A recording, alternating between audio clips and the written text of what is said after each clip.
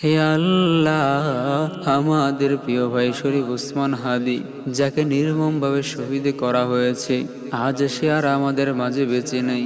শরীফ ওসমান হাদি অন্যায়ের কাছে মাথা নত করেনি।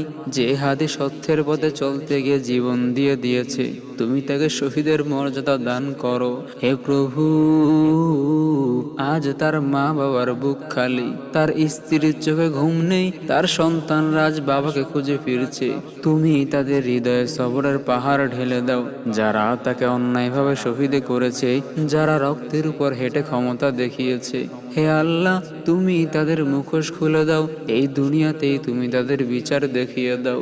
হে আল্লাহ, এই শহীদের রক্ত যেন বৃথা না যায়। এই রক্ত যেন আমাদের ঘুমন্ত বিবেককে জাগিয়ে তোলে। এই রক্ত যেন জুলুমের বিরুদ্ধে দাঁড়ানোর শক্তি হয়ে ওঠে।